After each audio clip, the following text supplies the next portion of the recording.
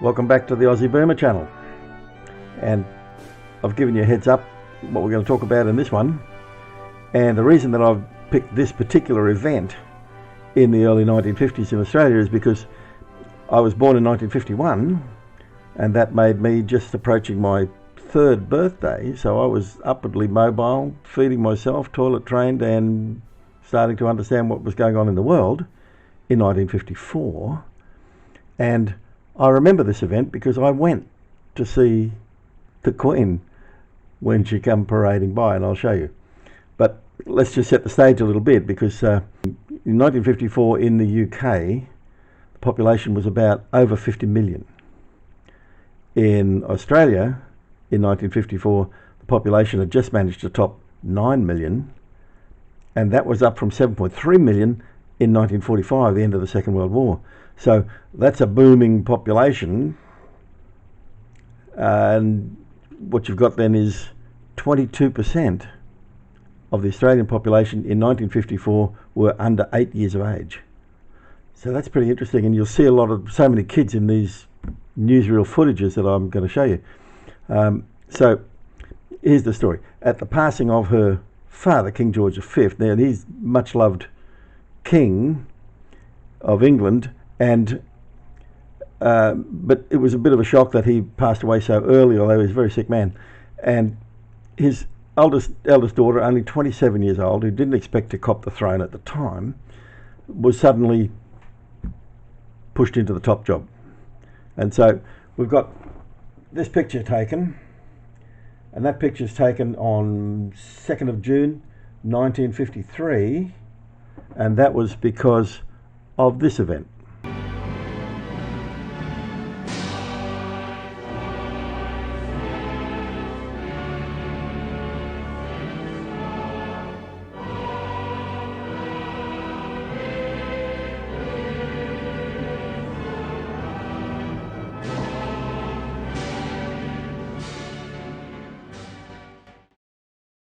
So there you go, with all the pomp and ceremony that Brits do so well, and only 6 months later, she turns up in Australia to do her Coronation World Tour, starting on February 1954. So let's have a look at some newsreel footage of how the tour got started before we get into the Brisbane end of it. Riding at anchor, royal as a swan, is the Queen we have never seen.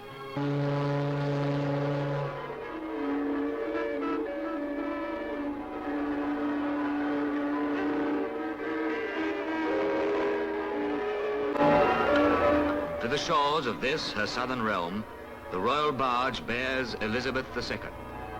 By the grace of God, of the United Kingdom, Australia, and her other realms and territories, Queen, head of the Commonwealth.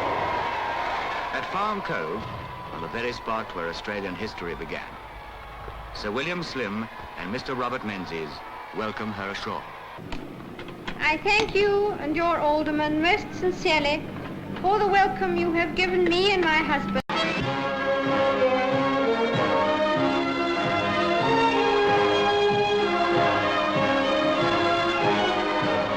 Arrival of the very young Queen Elizabeth II. History is made as Her Majesty, closely followed by His Royal Highness, steps down the gangway and sets foot on Queensland soil. Into Queensland, name for another great queen 4 generations back.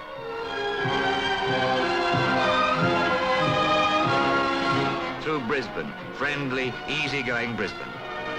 This is the exhibition oval, packed with 50,000 excited people. Many had been waiting since 8:30 in the morning. It's now 3:20 in the afternoon.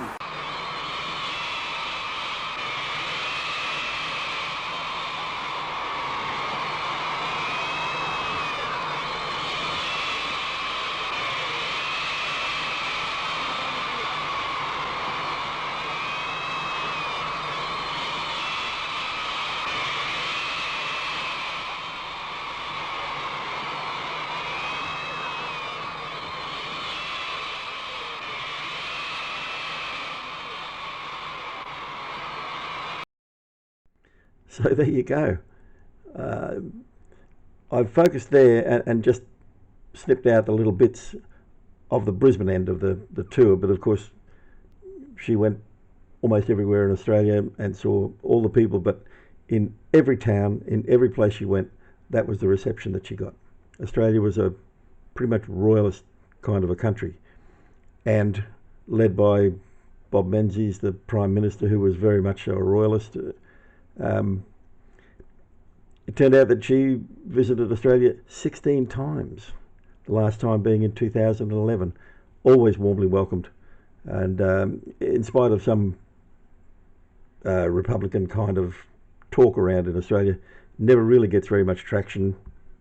Australia is pretty much tied to the royals, at least, the top royals anyway. Now, finally, when the tour was over and she wound up in Fremantle, where she was joined again by the HMS Gothic, the ship that was turned into a royal yacht.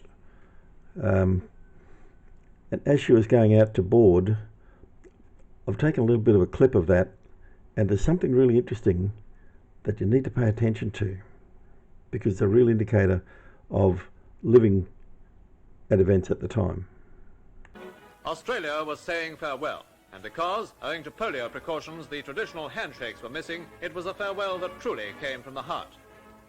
Thanks to Prime Minister Menzies, who was so apt to describe the tour as an inspiration and a joy. So there it is. Now, did you hear it? In the clip they said they had to forego handshaking because of the prevalence of polio. In 1954, we're pre the Salk vaccine, and the scourge of polio was everywhere in the world, no less than in Australia, because Australia, with its booming population, there wasn't a whole lot of sanitation going on. All of the suburbs had backyard thunderbox dunnies, and given that polio is spread by the fecal tract, contact with fecal matter on hands and food and items and so on. So it was a pretty big problem. And I can even remember going into the headmaster's office in about the late 1950s and receiving my Salk vaccine, and the beginning of the end of polio in Australia. And it's actually finally declared, thanks to scientists like Salk and Sabine. The Sabine was the guy who did the oral vaccine, so you didn't have to have an injection. You just got this stuff nicely put on, a couple of drops, put in a teaspoon of sugar. And in October 2000, the World Health Organization declared the Western Pacific region, which of course includes Australia, to be polio free. And that's really something to celebrate. Let's hear it for science. So there it is, my quick little video about Her Royal Highness Queen Elizabeth II coming to Australia, and my probably earliest childhood memory as a baby boomer in Australia. Hope you enjoyed it. See you in the next one. Bye bye.